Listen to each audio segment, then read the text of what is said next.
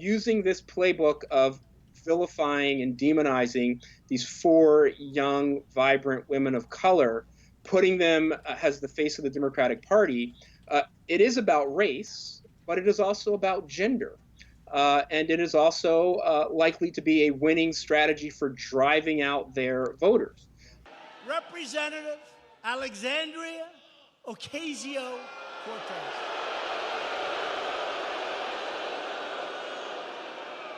If Trump wins re-election with this playbook, then I think that other Republicans who want to be president will see it as a viable strategy. And the reality is that it will be. I mean, we have had, white nationalist-oriented policy proposals coming from Republicans in Congress for 2 decades, 2.5 decades.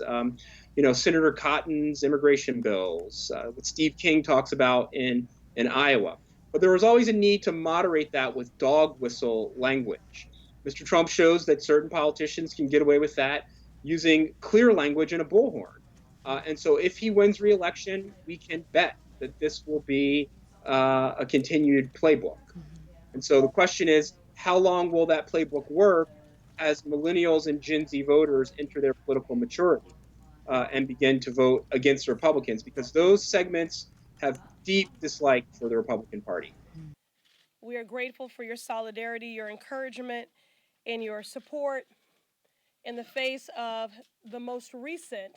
So the language that President Trump has used is created a great deal of controversy. It's language that if you or I used at our workplace and somebody complained about us, we would be reprimanded. And if we did it repeatedly, we would be fired.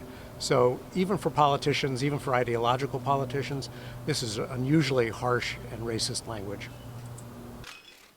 But again, I didn't say that, they did, but I disagree with it. But they were echoing what you said in your first tweet, that they should go back. Well, I don't think if you examine it, I don't think you'll find that, but I disagree with it.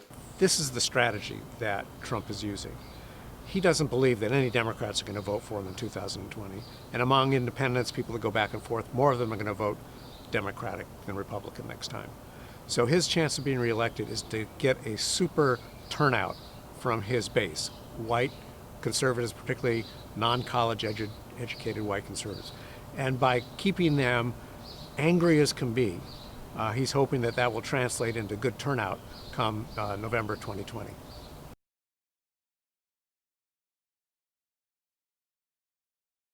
He has to be ever more outrageous, make people stand up and say, wow, I've never heard him say anything quite like that. And he did that with these tweets. It's language that is really offensive, I think, to the majority of Americans, and he made people pay attention to him. Well, number one, I think I did. I started speaking very quickly. It really was a loud, I disagree with it, by the way, but it was quite a chant, and I felt a little bit badly about it.